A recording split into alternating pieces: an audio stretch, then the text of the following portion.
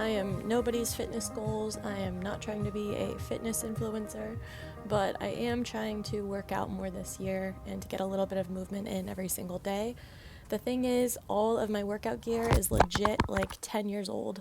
I think I bought this packed sports bra in 2016 or 2017. I've had it for forever, and it is falling apart. You can see on the band the fabric is all ripped and frayed, and on the back seam it's just coming apart. But I love this pattern because it's all cotton. There's only elastic on the band, which makes it a pretty simple pattern to recreate. So today I'm going to show you how I disassemble this sports bra, make a pattern out of it, and then recreate it using a 100% cotton t-shirt. So it's a very cheap DIY. It requires pretty minimal fabric. So with that, let's get into it. The other night I sat down to watch a little bit of Mad Men and went about seam ripping all of the components on this sports bra. And I definitely could have just like cut each component on the bra and then added seam allowance, but I thought this would be a little bit simpler to see with the seam allowance that they did and to like better understand the construction of it. Okay, so here's what I have. I've got one waistband, one cup, so I'll cut out two of these. There is technically a seam here, which creates a little bit of room for the bust. It doesn't add that much though. I'm gonna just try and cut it as one pattern piece. So I'll leave these intact. I'm gonna cut out two of them, and then this is the back. These join here, and I'll need two of these as well. So two cups, two back pieces, one ribcage band. I'm trying to do this as cheaply as possible, so for the fabric I'm just going to use this cotton t-shirt, which has like about the same amount of stretch as what the sports bra fabric had. I'm not sure if this is enough to fully line it, but if not, I've got another t-shirt that's similar, and I'll use that. So I just lay out the t-shirt flat here, and I'm going to be cutting through both layers of the t-shirt because I am fully lining those cups and those back panels. So here I am just laying out my pattern pieces, and with some of the edges I do have to add seam allowance because I didn't fully seam rip it. But another thing to note is I am matching the grain of the fabric and how they cut it. You can kind of see it here. It's hard with the black fabric contrast on the brown. But yeah, I'm just matching up that vertical grain line so that the pattern pieces have the same sort of shape and the same stretch as the original did. A rotary cutter is definitely helpful for cutting out stretchy fabric like this. I kind of alternated between my scissors and the rotary cutter. Also, just seeing my posture and the way I'm cutting this all out, that's another reason why I have to try to get some movement in every single day, because I am definitely abusing my back with my sewing practices. And then the last pattern piece I'm cutting out here is that band. I just doubled the length of the original band, and then I'll fold it in half. Okay. So I have 4 bust cups, 1 waistband, 4 back panels. I am assuming, let me think about this. I want to attach one back panel to the front panel, this, at that side seam, then do the same for the lining piece at the side seam, same thing. And then once these are both sewn, then I'll fully line one cup.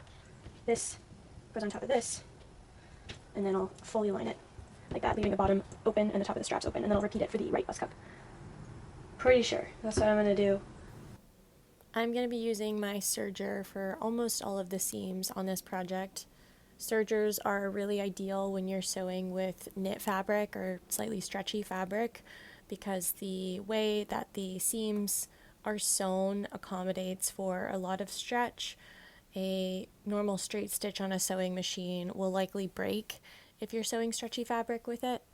So here I am, I just changed out the thread on my serger, and I'm doing a little bit of a tester with some scrap fabric to make sure that the tension looks good. Sergers kind of have a steep learning curve, and they can be annoying to learn at the beginning, but they are truly magic when it comes to sewing stretchy fabric.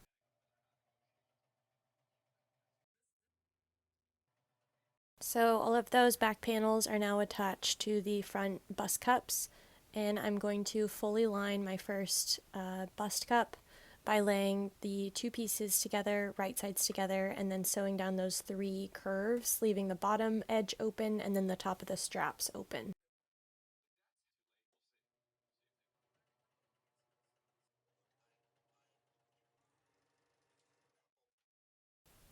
Now both cups are fully lined, and I'm just going to turn them right side out and then give them a good press.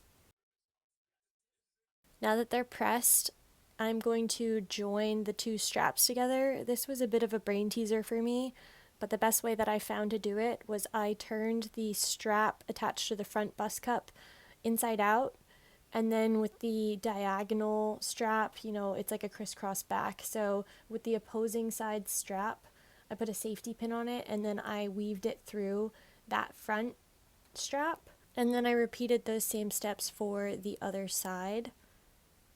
And then I'm just pinning those 2 ends together once I've weaved that front strap all the way through. These will get sewn down with about a 1/2 inch seam allowance, and this is how it'll look once it's done. Then you can just turn it right side out again, and you have this beautiful, clean finish on your straps. I put it on my mannequin to just see how the shape was coming along, and also to see how much I wanted to overlap those 2 front bust cups. It's looking pretty good. I did a base stitch to attach those 2 front cups together. They're going to get fully tacked down once I attach it to the band. For the band, I folded it in half lengthwise and then pressed it. Oh, I also joined those 2 ends to make one continuous circle. And then I just pinned the cups onto the band all the way around. Okay, so here's what happened.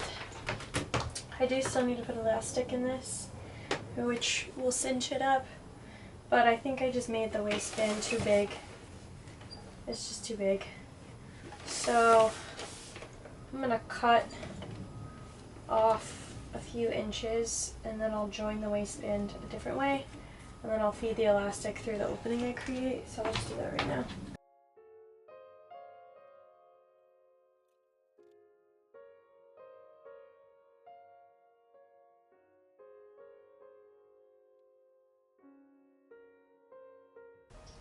Okay, the elastic is fed all the way through the casing.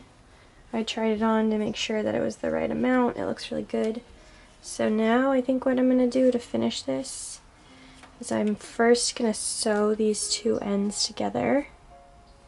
Then, once the elastic is sewn together, then I'm going to tuck this waistband edge, or I should say rib cage band edge, inside of this one, and then just zigzag stitch it closed. I think that will work. So I don't need my serger anymore. It's time to get out the sewing machine.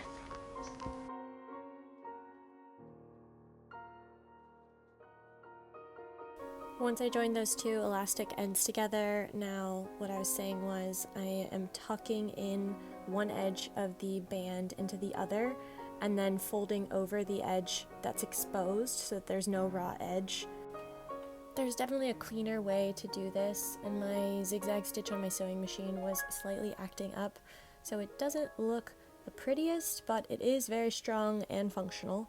And the last thing I did was I just tacked down that seam allowance that was showing at the top using the zigzag stitch again. Here's how she turned out. All in all, it's a pretty close match to the original, and I'm very happy with it.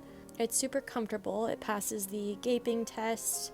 It hugs my body, and that t-shirt fabric was actually a really good match for the same stretch that the original sports bra had.